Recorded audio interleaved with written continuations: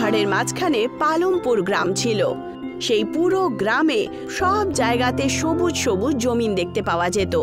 দূর দূর থেকে যাত্রীরা পালমপুরের এই সবুজ পরিবেশ আর ক্ষেতের মধ্যে রং বেরঙের ক্ষেত দেখার জন্য আসা যাওয়া করত। একদিন অন্য গ্রামের এক ব্যক্তি ভীষ্মা নিজের বন্ধু মোহনকে বলে ওঠে, মোহন, অনেকদিন হয়ে গেছে তাই না? আমরা দুজন কোথাও ঘুরতে যাইনি। আমি তো শুনেছি আমাদের গ্রামের কাছাকাছি পালনপুর গ্রামে খুব সুন্দর গ্রিনারি আছে রে। আমরা বরং ওখানেই ঘুরতে যাই, কি বল? আরে আমার মুখের কথা কেড়ে নিয়েছিস তুই। আচ্ছা ঠিক আছে, তোর মোটর বাইকে করে আমরা ওই গ্রামে ঘুরে আসি। চ চ চ চ চ। ভীষ্মা আর মোহন নিজের মোটর সাইকেল নিয়ে পালমপুর পৌঁছে ওখানকার সৌন্দর্য দেখতে থাকে আর বলে, সত্যি রে, পালনপুর গ্রাম তো খুবই সুন্দর। প্রতি বছর এখানেই ঘুরতে আসা উচিত আমাদের। তক্ষুনি ওদের দুজনের কানে এক স্ত্রীর আওয়াজ চলে আসে, ক্যামেরা নিয়ে নাও, ক্যামেরা নিয়ে নাও, অনেক পুরনো অ্যান্টিক ক্যামেরা, আর আমি খুব সস্তায় বিক্রি করছি। ভীষ্মা আর মোহন সেই স্ত্রীর কাছে পৌঁছায়। ক্যামেরা তো সত্যি খুব পুরনো মনে হচ্ছে দেখছি। এটা কি এখনো কাজ করে? হ্যাঁ বাবু মশাই, এটা কোনো সাধারণ ক্যামেরা নয়, বরং এটা অ্যান্টিক ক্যামেরা। শহরে যদি কিনতে যাও তাহলে কম পক্ষে 2 লাখ টাকায় পাবে। আর তুমি এই ক্যামেরাটা আমাদের কত দামে দেবে? আমি এই ক্যামেরা আপনাদেরকে 10,000 টাকায় বিক্রি করব, কারণ আপনারা আমার গ্রামে ঘুরতে এসেছেন, আর আমরা যাদের ঘুরতে আসে তাদের থেকে বেশি টাকা নিই না। ভীষ্মার সঙ্গে সঙ্গে নিজের পকেট থেকে 10,000 টাকা বার করে সেই স্ত্রীর হাতে রেখে দেয়। সেই স্ত্রী খুশি হয়ে সোজা নিজের বাড়ি চলে যায়। বাড়িতে তার বর সুখদেব তার জন্যই অপেক্ষা করছিল। কত পয়সা দিয়ে লোককে ঠকালে তুমি চিত্রা? আজ পুরো 10,000 টাকার চুনো লাগিয়েছি আমি। সেটা কিভাবে? তুমি একটা ভাঙাড়ের দোকান থেকে খারাপ ক্যামেরা এনেছিলে না, সেটাই আমি 10,000 টাকায় বিক্রি করেছি। তোমার বুদ্ধির কিন্তু সত্যি জবাব নেই। এইভাবেই শুধু গ্রামের লোকজন ঘুরতে আসুক, আর আমরা দুজন স্বামী স্ত্রী ওদেরকে লুট করব।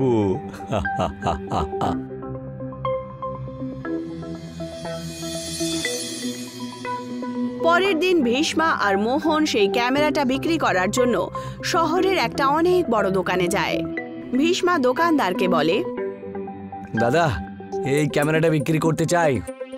দোকানদার ক্যামেরা দেখে মন দিয়ে ওদের দুজনের দিকে দেখে আর বলে, কত টাকায় বিক্রি করতে চাও? এই ক্যামেরাটা আমি 10,000 টাকা দিয়ে কিনেছিলাম। আমি এটা আপনাকে 20,000 টাকা দিয়ে দেব, কারণ বাজারের দাম তো 2 লক্ষ টাকা। দোকানদার রাগের চোটে ওদের দুজনের দিকে তাকিয়ে বলে, হয় তোমরা দুজন সত্যি খুব একবারে বোকা, না আমাকে বোকান ভাবছো? কি বলতে চাইছেন আপনি? আরে ক্যামেরার দাম তো 1 টাকাও নয়, বুঝেছো? তুমি কি দেখতে পাচ্ছ না তোমরা? আরে এই ক্যামেরাটা কোনো ভাঙাচোরার দোকান থেকে কেউ তুলে নিয়ে এসেছে এরকম মনে হচ্ছে। কিন্তু কালকে পালনপুর গ্রামে যে ক্যামেরাটা যার থেকে আমরা কিনেছিলাম, ও তো বলেছিল যে এই ক্যামেরাটা নাকি অ্যান্টিক। ভীষ্মার কথা শুনে দোকানদার বলে ওঠে, আরে যাও যাও এখান থেকে যাও, আমার সময় বেস্ট করো না তো। ভীষ্মা আর মোহন দোকান থেকে মুখ উদাস করে বাইরে বেরিয়ে আসে। মোহন ভীষ্মাকে বলে, চিন্তা করিস না ভীষ্মা, পালনপুর গ্রামের প্রধানের কাছে গিয়ে নালিশ করব। ওরা দুজন পালমপুর গ্রামে চলে যায় আর ওখানকার প্রধানের কাছে সমস্ত ঘটনা বলে দেয়। এখন আপনি বলুন তো প্রধান মশাই, এই গ্রামের সদস্যদের কি আপনার গ্রামেরই একজন স্ত্রী লুট করছে? কিন্তু এইভাবে তো আপনার গ্রামের নাম খুবই খারাপ হয়ে যাবে। হ্যাঁ, আর ওই মহিলাকে আমি জানিও, ওর নাম হলো চিত্রা।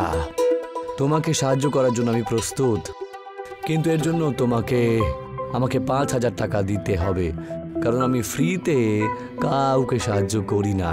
ঠিক আছে, আমি 5,000 দেওয়ার জন্য একেবারে প্রস্তুত রয়েছি। অন্তত 5,000 তো আমার বেঁচে যাবে। ঠিক আছে, এই ক্যামেরাটা আমি ওর মুখের ওপর ফেলে দিয়ে চলে আসব। ভীষ্মা 5,000 টাকা প্রধানকে দিয়ে দেয়।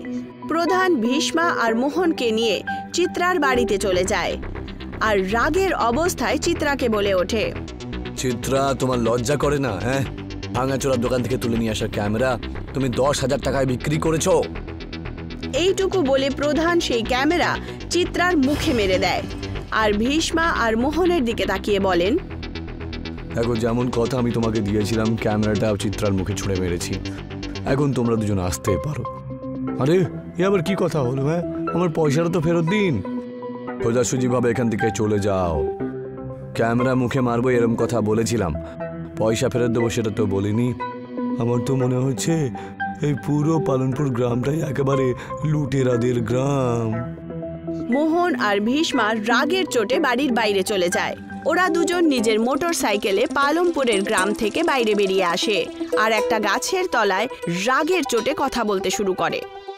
তোর কথা শুনে আমি একেবারে ফেঁসে গেলাম মোহন। পুরো 15,000 টাকার লোকসান হয়ে গেল আমার। পুলিশে আমি রিপোর্ট করব এটা গিয়ে। আরে আমি কি করে জানবো যে পুরো গ্রামবাসীরা একেবারে লুটেরাই হবে? বল আমাকে। আরে আমি তো ভাবতাম যে যেমন ওখানে সুন্দর জীবন অরণ্য রয়েছে, ওখানকার লোকজনের বাড়ি মনও সুন্দর হবে। আর বন্ধুরা, পুলিশে কমপ্লেন করে কোনো লাভ হবে না। তুই দেখলি না, ওখানকার প্রধানও গ্রামবাসীদের সাথে মিলে রয়েছে। তক্ষুনি ওই গাছের পেছন থেকে হঠাৎ করে একজন সুন্দর যুবক বেরিয়ে আসে আর তাদের সামনে এসে দাঁড়িয়ে পড়ে। কে তোমরা দুজন? তোমাদের দুজনের কথা আমি অনেকক্ষণ ধরেই শুনছিলাম। তোমরা পালনপুর গ্রামের ব্যাপারে কথা তো বলছো না? হ্যাঁ দাদা, পালনপুর গ্রামের ব্যাপারেই তো বলছি। ওখানে ঘুরতে গিয়েছিলাম, 15,000 টাকার ঠকিয়ে নিয়েছে আমাদের কেউ। তার উপর পালনপুর গ্রামের প্রধানও অনেক বড় ঠকবাজ। বুঝতে পেরে গেছি, কে জানে যারা যারা ওখানে ঘুরতে গেছে হয়তো সবাইকেই ঠকিয়েছে ওরা। তোমরা দুজন চিন্তা করো না তো, তোমরা তোমাদের বাড়ি যাও, তোমরা তোমাদের পয়সা অবশ্যই পেয়ে যাবে। এমনভাবে বলছো যেন তুমি কোনো পুলিশের লোক। না না, আমি পুলিশের লোক অবশ্যই নই, কিন্তু মিথ্যে কথাও বলছি না। ওখানকার প্রধান তোমাদের পয়সা ফেরত দেওয়ার জন্য নিজে থেকে তোমাদের কাছে আসবে। মোহন আর ভীষ্মা ওখান থেকে চলে যায়। সেই সুন্দর যুবক পালমপুর গ্রামে চলে যায় আর ওখানকার প্রধানের কাছে চলে যায় আর বলে, আমার নাম হলো কেতন। কিছুক্ষণ আগে আমি দুজন নবযুবককে দেখতে পাই। ওরা বলছিল পালনপুর গ্রামের লোকেরা 15,000 টাকা ঠকিয়েছে ওদেরকে, বুঝলেন তো? এমনভাবে তুমি ঠকবাজ বলছো, পালনপুর গ্রামে তাকে এটাকে ব্যবসা বলে। যাও যাও, গিয়ে নিজের কাজ করো। প্রধান মশাই, আপনি গ্রামের প্রধান, আশেপাশের গ্রাম সুখ শান্তিতে ভালো রয়েছে। শুধু আপনাদের এই গ্রামই ভালো বর্ষা আর ভালো গাছ জল রয়েছে। তাও লোকেদের সাথে আপনি লোকেকে ঠকান কেন? ঈশ্বর যদি আপনাদের থেকে এসব কেড়ে নেয় তখন এসব কি করবেন আপনি? আপনাদের গ্রামে কি তখন কেউ ঘুরতে আসবে? এই গ্রামে যদি বন্যাও চলে আসে না, তাও আমাদের কিচ্ছু যায় আসে না, বুঝেছো? আমাদের কাছে এত সম্পত্তি রয়েছে যে আমরা অনেক বছর বসে বসে খেতে পারি। হঠাৎ করে কেতনের চোখে রাগ দেখতে পাওয়া যায়। সে রাগের চোটে প্রধানের দিকে তাকিয়ে বলে, তুমি সবসময় জলের বন্যার ব্যাপারেই শুনেছ, কিন্তু গরমের বন্যার ব্যাপারে শুনেছ? আমি চলে গেলেই এই গ্রামে গরমের বন্যা এমন আসবে যার ব্যাপারে তুমি কখনো না কল্পনা করতে পেরেছো, না কখনো নিজের চোখে দেখেছো।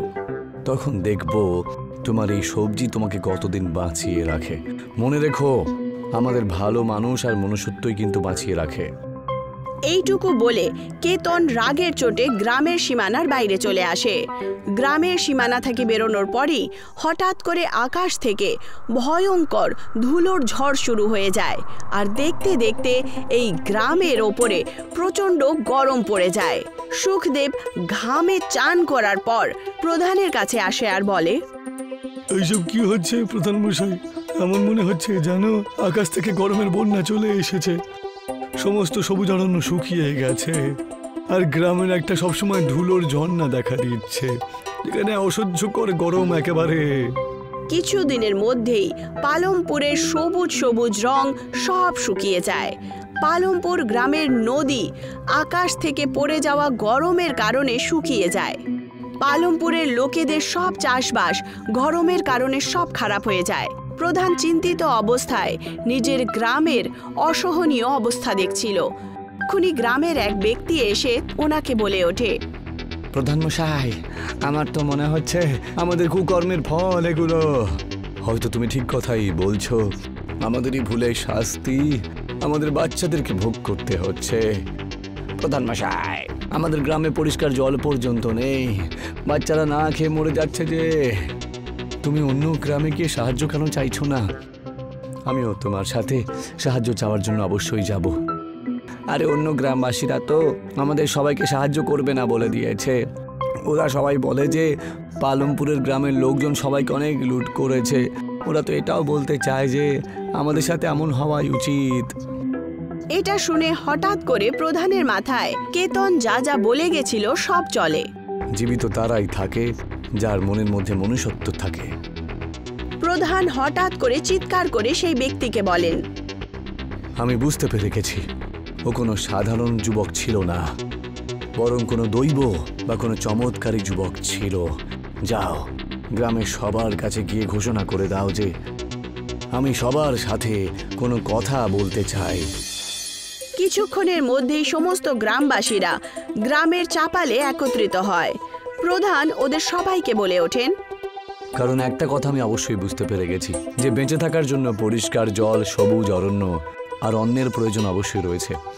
ধন আমাদের পেট ভরতে পারে না। সমস্ত গ্রামবাসীরা প্রধানের কথায় সহমতি জানায়। অনেক দিন পর প্রধান, চিত্রা আর সুখদেব কথা বলতে বলতে মোহন আর ভীষ্মার বাড়িতে পৌঁছে যান।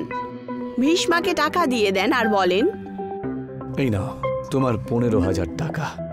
পালমপুর গ্রামের তরফ থেকে আমি তোমার কাছে ক্ষমা চাইছি। এবার আমরা বুঝতে পেরে গেছি যে আসল সম্পত্তি তো আমাদের গ্রামেই ছিল, আর আমরা কাগজের টুকরোটাকেই সবকিছু মনে করেছিলাম। এইটুকু বলে প্রধান, সুখদেব আর চিত্রা ওখান থেকে চলে যান।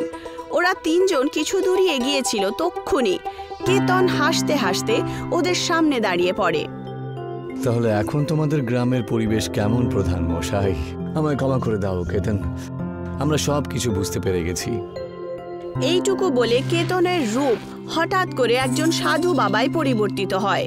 আমি অনেক দিন ধরে পালমপুর গ্রামের লোকজনের নালিশ শুনছিলাম। যখন জল মাথার ওপরে উঠে গেল তখন তোমাদের গ্রামকে আমি অভিশাপ দিই। আর অভিশাপ তো এটাই ছিল যে তোমাদের মনের মধ্যে মনুষ্যত্ব জেগে উঠুক, সেটা এখন তোমাদের চোখে দেখতে পাচ্ছি আমি। এবার তোমাদের গ্রামে পা রাখলে পরেই সব কিছু ঠিক হয়ে যাবে, কারণ তোমাদের সবার মন এখন পুরোপুরি পরিষ্কার হয়ে গেছে। এইটুকু বলে সেই সাধু ওখান থেকে উধাও হয়ে যান। প্রধান, চিত্রা আর সুখদেব যেই মাত্র নিজের গ্রামের সীমানায় পৌঁছান, হঠাৎ করে সবকিছু সবুজে ভরে ওঠে।